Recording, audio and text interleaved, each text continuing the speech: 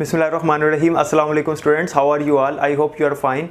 My name is Dil Mehboob. In today's lecture of computer science, we are going to discuss about 4th generation and 5th generation. Last lecture में हमने first, second और third generations computers की पढ़ी थी कि computer में पहली technology कौन सी इस्तेमाल हुई, फिर दूसरी कौन सी और तीसरी कौन सी हुई। आज हमने चौथी टेक्नोलॉजी पढ़नी है। हमारा आर्टिकल नंबर 1.2.4 है जिसका नाम है 4th जनरेशन। याद रखिएगा 4th जनरेशन में जो टेक्नोलॉजी इस्तेमाल हुई थी उसका नाम था माइक्रो प्रोसेसर। माइक्रो प्रोसेसर एक चिप है जो कि लेस देन 1 स्क्वायर इंच होती है, मतलब 1 मुरब्बा इंच से थोड़ी सी कम होती है। एक कंप्यूटर चिप है जो हमारे कंप्यूटर सिस्टम में मदरबोर्ड के ऊपर अटैच होती है। माइक्रो प्रोसेसर टेक्नोलॉजी याद रखना है आपने, मैंने पहले भी बताया था कि जो जनरेशन आ रही थी वक्त के साथ, नेक्स्ट जनरेशन, वो प्रीवियस जनरेशन से साइज में स्मॉल थी, प्रीवियस जनरेशन से फास्ट थी और बेहतर थी हर लिहाज से, और कीमत में भी कम थी, ठीक है, रिलायबल थी। तो ये बातें इसी में आपने अप्लाई कर देनी है। तो ये जो माइक्रो प्रोसेसर है ये पिछली प्रीवियस जनरेशन की निस्बत बेहतर टेक्नोलॉजी है और इस्तेमाल होती है, आज भी इस्तेमाल होती है 4th जनरेशन। आज हमारे कंप्यूटर्स में, मोबाइल फ़ोन्स में माइक्रो प्रोसेसर इस्तेमाल होता है जिसे हम CPU कहते हैं, हमारा सेंट्रल प्रोसेसिंग यूनिट। जो माइक्रो प्रोसेसर चिप है उसको कहते हैं सेंट्रल प्रोसेसिंग यूनिट, ठीक है। तो माइक्रो प्रोसेसर जो है इसकी हिस्ट्री पढ़ते हैं कि क्या है। इसको 1971 में बनाया था। किसने बनाया था? टेड होफ ने बनाया था। टेड होफ ने इसको बनाया था 1971 में।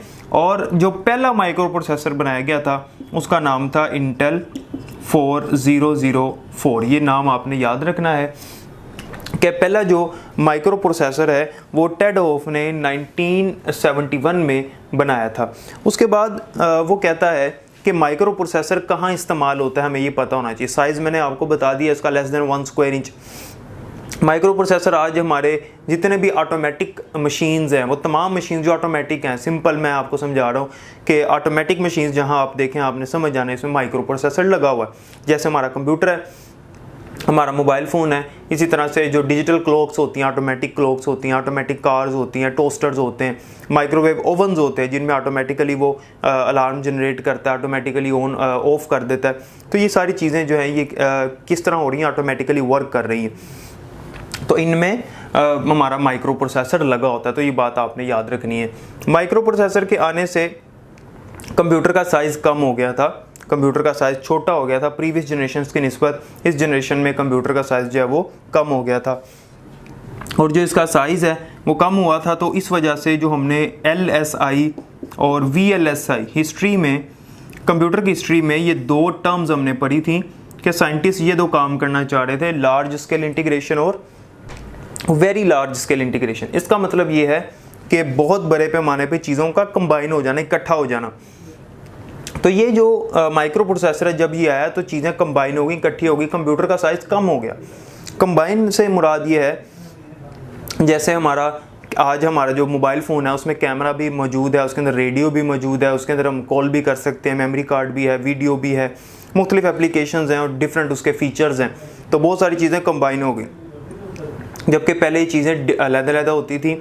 आपको पता है कि कैमरा अलग हुआ करता था, MP4 प्लेयर अलग था, MP3 प्लेयर अलग था, लेकिन अब हर चीज़ जो है वो कंप्यूटर के अंदर आ गई। तो हमारे मोबाइल फ़ोन के अंदर आ गई हर चीज़ जो है, मोबाइल फ़ोन भी एक कंप्यूटर होता है, उसके अंदर शामिल है। तो ये 4th जनरेशन के आने से ये बड़ा बेहतर काम हुआ, साइज़ बहुत कम हो गया और चीज़ें इंटीग्रेट हो गई, इकट्ठी हो गई और एक ही डिवाइस के अंदर आ गई। इसकी एग्जांपल्स आपने याद रखनी है, IBM PC और एप्पल मैकिंटोश। ये वही एग्जांपल्स हैं जो हमने डिजिटल कंप्यूटर की पढ़ी थी। एप्पल मैकिंटोश और IBM PC, ये एग्जांपल्स आपने इसमें भी लिखनी है, क्योंकि डिजिटल कंप्यूटर जो होते हैं उसमें माइक्रो प्रोसेसर लगा होता है। तो जो डिजिटल कंप्यूटर की एग्जांपल हमने देखी हैं वही इसकी 4th जनरेशन में माइक्रो प्रोसेसर के कंप्यूटर्स वाली एग्जांपल है। ये जो दो सिस्टम्स हैं ये याद रखना है आपने, 4th जनरेशन के सिस्टम है। जिस तरह हमने फर्स्ट जनरेशन के कंप्यूटर्स पढ़े, ENIAC, UNIVAC पढ़ा, सेकंड जनरेशन के कंप्यूटर पढ़े, थर्ड के पढ़े, इसी तरह से 4th जनरेशन के ये कंप्यूटर्स हैं, आपने इसकी एग्जांपल में लिखने हैं, ठीक है। तो नेक्स्ट जो हमारे पास जनरेशन है वो है 5th जनरेशन। सबसे लेटेस्ट जो जनरेशन चल रही है वो 5th जनरेशन है जिस पे काम किया जा रहा है इस टाइम।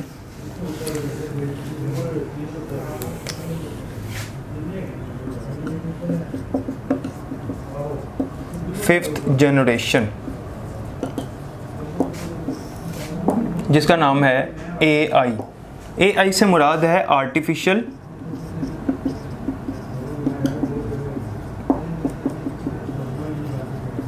इंटेलिजेंस, ठीक है।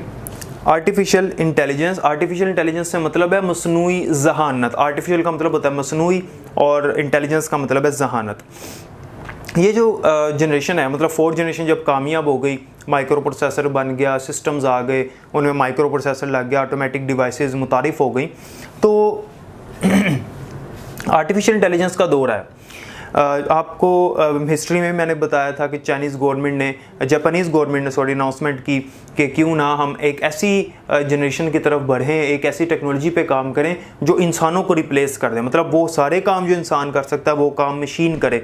यानी इन शॉर्ट अगर मैं आपको कहना चाहूँ कि वो ये करना चाह रहे हैं कि मुकम्मल तौर पे एक इंसान बनाना चाह रहे हैं जो कि मशीन के ज़रिए से बनाया जाएगा, ऐसा कंप्यूटर जो इंसान की तरह काम करेगा, इंसान की तरह सोचेगा, उसके अंदर सेल्फ डिसीजन की पावर, वही सारे काम वो करना चाह रहे हैं। तो लेकिन ये जो जनरेशन अभी तक कामयाब नहीं, जाहिर सी बात है, एक जनरेशन मुकम्मल होगी तो नेक्स्ट की तरफ वो बढ़ेंगे। 4th जनरेशन कामयाब हो गई, मुकम्मल हो गई, तो 5th की तरफ वो आए। लेकिन 5th जनरेशन अभी तक कामयाब नहीं है, ये अभी भी डेवलपमेंट स्टेज पे है पिछले कोई 20-25 साल से, क्योंकि इसके अंदर जो मशीन्स वो बना रहे हैं, जो रोबोट्स बना रहे हैं, रोबोट्स बन रहे हैं, आर्टिफिशियल इंटेलिजेंस पे काम हो रहा है, लेकिन रोबोट्स के अंदर सेल्फ डिसीजन की पावर नहीं है जो ह्यूमंस में होती है। मतलब हम लोग खुद से कुछ डिसीजन ले सकते हैं, कुछ डिसाइड कर सकते हैं, लेकिन मशीन्स ऐसा नहीं कर सकती। रोबोट्स जो होते हैं, याद रखिएगा, उनको जितना कहा गया, जितना फीड किया गया है उनके अंदर जो इंस्ट्रक्शंस है उन्होंने उसी को फॉलो करना है, ना उससे ज़्यादा करना, ना उससे कम करना। हम लोग खुद से भी कुछ डिसाइड कर सकते हैं, चाहे हमें कोई भी काम कहा जाए, हम कुछ डिसीजन ले सकते हैं, हमारे अंदर डिसीजन की पावर होती है। लेकिन रोबोट्स के अंदर डिसीजन की पावर नहीं होती, सेल्फ डिसीजन नहीं है उनके अंदर, इस वजह से ये फील्ड कामयाब नहीं। तो वो इसी चीज़ की कोशिश कर रहे हैं कि सेल्फ डिसीजन की पावर भी हो, रोबोट इंसान की तरह सीखे। लेकिन याद रखना है आपने कि ये जो 5th जनरेशन है, इस जनरेशन के अंदर बहुत सारे तरक्याती काम हुए हैं, मतलब बहुत सारी ऐसे काम हुए हैं जो कि आज इस्तेमाल हो रहे हैं इस फील्ड की वजह से। जैसे हमारा बायोमेट्रिक का सिस्टम है, हमारा थंब स्कैन किया जाता है, बायोमेट्रिक चेक किया जाता है, वो रोबोटिक्स के लिए असल में बनाया गया था, तो आज सिक्योरिटी के लिए इस्तेमाल हो रहा है। वो असल में उन्होंने इसलिए बनाया था कि रोबोट जो है वो इंसान को पहचाने, जब उससे हैंड शेक करे तो उसके साथ उसके जो फिंगरप्रिंट्स हैं वो अपने पास रिकॉर्ड कर ले, नाम उसका सेव कर ले, नेक्स्ट टाइम उसका नाम लेकर उससे बात करे। तो ये असल में उन्होंने रोबोट के लिए बनाया था। तो ये टेक्नोलॉजी कामयाब हो गई। थंब इंप्रेशन वाली तो मशीन जो है इंसान को पहचानती है। आज बायोमेट्रिक सिस्टम हर जगह मौजूद है, सिक्योरिटी सिस्टम्स के लिए, टेंडर्स के लिए, ठीक है। तो बायोमेट्रिक सिस्टम इसकी वजह से है, वॉइस रिकॉग्निशन है, आवाज़ को पहचानना। तो इस फील्ड के बड़े तरक्याती काम मौजूद हैं आज हमारे पास, लेकिन ये 100% कंप्लीट नहीं है, क्योंकि बात वही है कि सेल्फ डिसीजन की पावर नहीं है, ना रोबोट के अंदर फीलिंग्स होती हैं जो इंसान में होती है, ठीक है। तो ये इसके ऊपर कोशिश की जा रही है। उसके बाद आपने याद रखना है कि 5th जनरेशन में क्वांटम कंप्यूटिंग, एक टर्म है क्वांटम कंप्यूटिंग और एक है नैनो टेक्नोलॉजी, ये दो चीज़ें मिलकर काम कर रही हैं। नैनो टेक्नोलॉजी होती है कि बहुत ही माइनर, छोटी सी एक टेक्नोलॉजी, छोटी छोटी डिवाइसेस होती हैं, उनको नैनो टेक्नोलॉजी कहा जाता है। और जो क्वांटम कंप्यूटिंग होती है वो ऐसी कंप्यूटिंग है जो फिजिक्स के साथ मिलकर बनाई जाती है। तो ये इनके ऊपर काम हो रहा है। और एक बात याद रखिएगा कि ये जो आर्टिफिशियल इंटेलिजेंस की फील्ड है, ये जो 5th जनरेशन है, इसके अंदर बायोलॉजिकल फील्ड भी शामिल है, क्योंकि वो इंसान की तरह काम करना चाह रहे हैं, तो बायोलॉजिकल फील्ड भी शामिल है इसके अंदर। इसमें जो फिजिक्स की फील्ड है वो भी शामिल है, इसके अंदर कंप्यूटर फील्ड भी शामिल है, इसके अंदर इलेक्ट्रॉनिक की जो फील्ड है, मतलब इलेक्ट्रिकल इंजीनियर्स जो हैं उनका भी इसके अंदर काम है। तो ये शोबा जो है आर्टिफिशियल इंटेलिजेंस का, ये जो फील्ड है, इसमें बहुत सारी मुख्तलिफ फील्ड जो हैं, ज़्यादातर जितनी भी दुनिया में फील्ड्स हैं उनमें मैक्सिमम जो फील्ड्स हैं वो इसके साथ इंटरलिंक्ड हैं, क्योंकि सबका इसमें काम है। तो ये हमारी 5th जनरेशन है आर्टिफिशियल इंटेलिजेंस, जिसके ऊपर इस वक्त काम किया जा रहा है, लेकिन ये स्टिल डेवलपमेंट स्टेज पर है, क्योंकि अभी ये मुकम्मल नहीं है। वो क्यों नहीं है वो मैं आपको बता चुका हूँ, ठीक है। तो ये होगी तो फिर आगे नेक्स्ट जनरेशन आएगी भी, तो फिलहाल इसी पे काम किया जा रहा है, आज भी इसी पे काम हो रहा है। इस जनरेशन की बहुत सारी तरक्याती काम मौजूद हैं, जैसे मैंने बताया बायोमेट्रिक सिस्टम वगैरह हमारे मोबाइल फ़ोन्स के अंदर बहुत हैं। फेस डिटेक्शन है, आपको पता है हमारा फेस डिटेक्ट किया जाता है, स्माइल डिटेक्शन होती है आज हमारे मोबाइल फ़ोन्स के अंदर, फेस डिटेक्ट करके वो फेस लॉक आपको पता आया हुआ है। तो ये है ओल्ड टेक्नोलॉजी हो गई अब तो इसकी ये जो 5th जनरेशन है ये इसकी तरक्याती काम है, ये आपने याद रखने हैं, ठीक है। तो इसके बाद फिर इंशाल्लाह टाइप्स ऑफ कंप्यूटर पे हम डिस्कशन करते हैं। इस लेक्चर में अगर आपको कोई क्वेश्चन है तो आप पूछ सकते हैं। मिलते हैं नेक्स्ट लेक्चर में। अल्लाह हाफिज़।